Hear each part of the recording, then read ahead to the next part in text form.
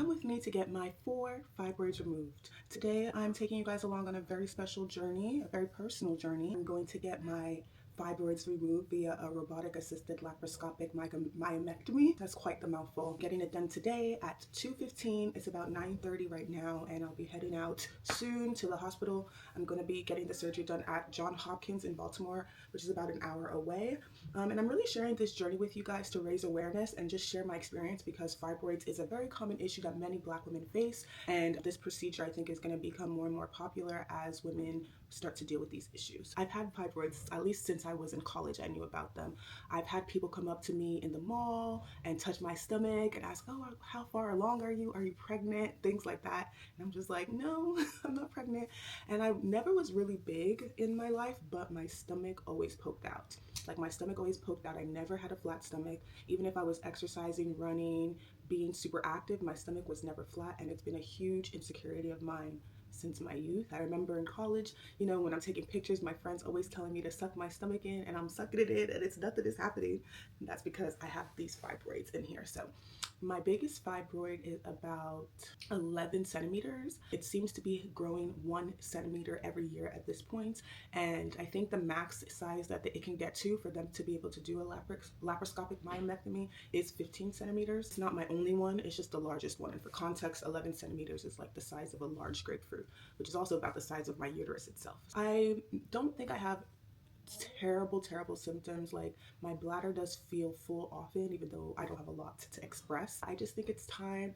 I think I'm suffering from some body dysmorphia, and I realize now I like to stretch a lot, and some of the stretches that I do I can no longer do because I can feel the fibroid. When I lay on my stomach now, I can literally feel it. So I think it's time. I am a little nervous, of course, which is to be expected, but just ready to get these things out of me. So I'll show you guys some pictures of, you know, my stomach now, what it's looking like before surgery, and hopefully we can see some major results. I'm sure not right away because I'm going to be bloated, but the recovery process is supposed to be about 2 weeks. Hopefully it will result in a lot of relief. I'll feel lighter. I won't feel this pressure in my stomach. Who knows? I don't even know what to expect because I feel like I've been dealing with this forever, so it'll be nice to know what it feels like to not have any fibroids. So in terms of what I'm bringing to the hospital, not much. This is going to be a same-day surgery. It's about 4 hours, minimally invasive, robotic-assisted. I did all my pre-op appointments a couple weeks ago. I got my blood test, my blood drawn. I had heart surgery when I was a baby, so they always like to do an EKG on my heart. Everything looks good. It's supposed to take about 4.5 hours.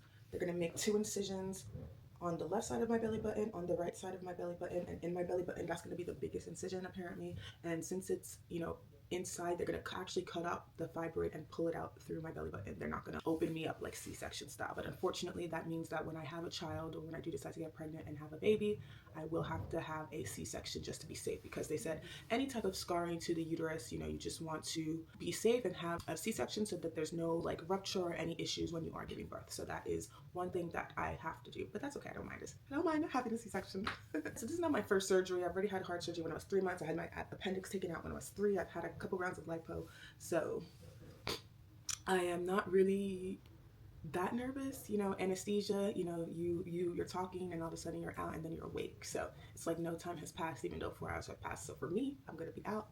My parents are coming with me to the hospital, so they're the ones that will have to be doing the waiting, unfortunately for them. So yeah, let's get ready. Okay, so my bag is packed.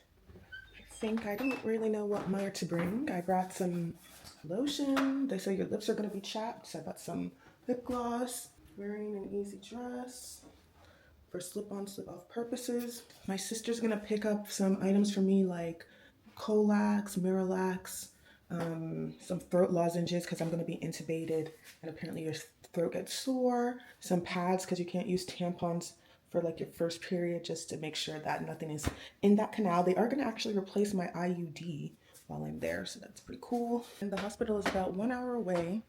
We're gonna leave at 10:30ish. It's 10 o'clock right now. As an executive assistant, you know, I'm gonna take the next 3 days off, Monday through Wednesday. I have my colleagues covering for me so that I can, you know, recover. Got lots of people praying, hoping good things. Getting pregnant. Looking forward to this being over. Ready for surgery. Just waiting now. And basically, my ass is out in the back. It's crazy. You don't know I'm carrying a wagon.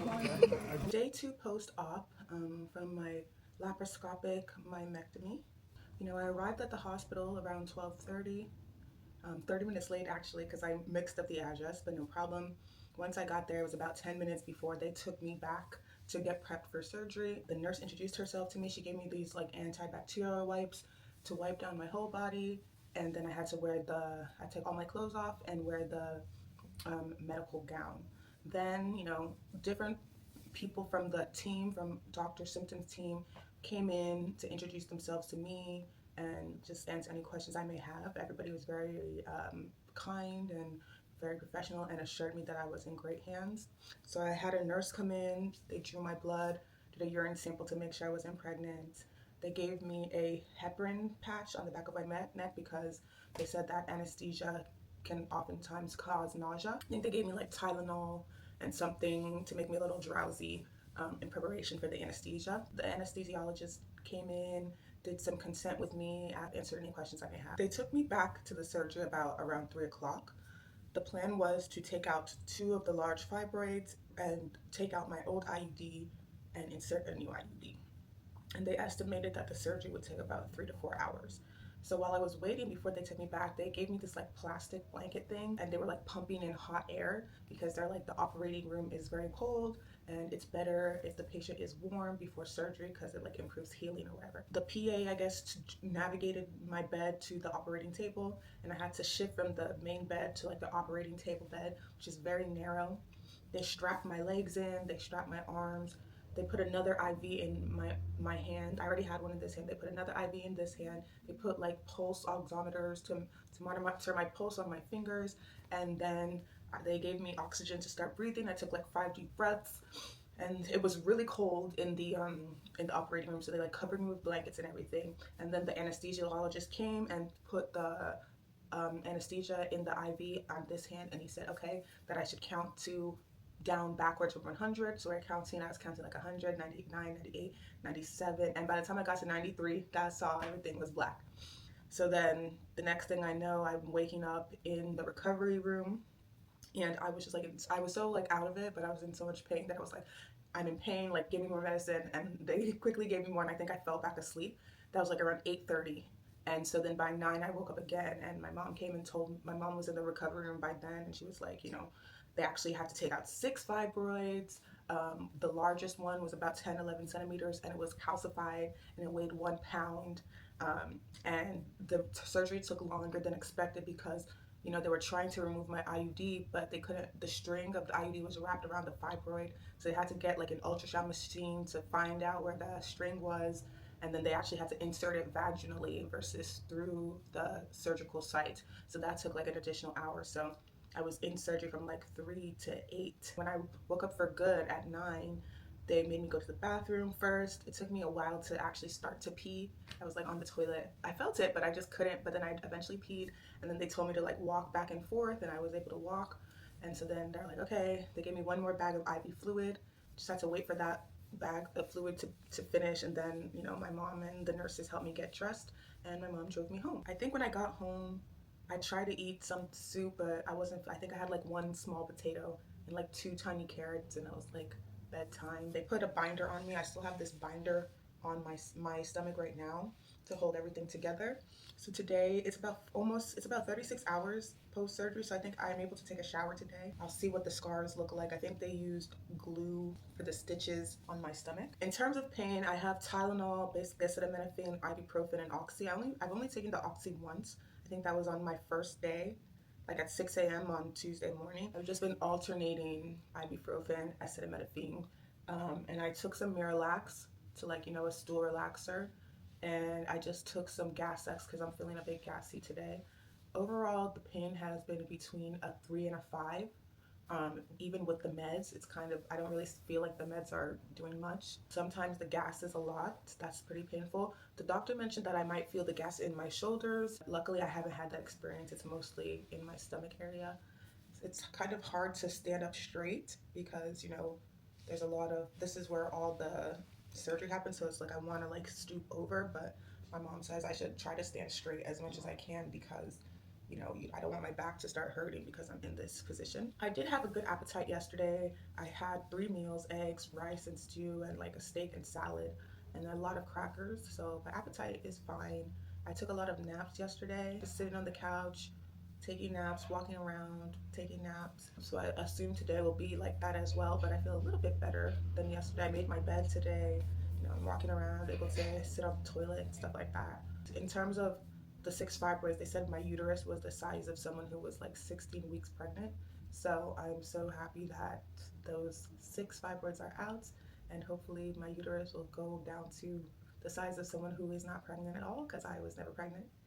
16 weeks pregnant. When I read those notes, I couldn't believe it. So yeah, all my body dysmorphia is real. My stomach was bulging and I had something hard and calcified. That's why I could literally feel it down here, and now I press it and I think it's still swollen, but I definitely don't feel like that hard mass anymore.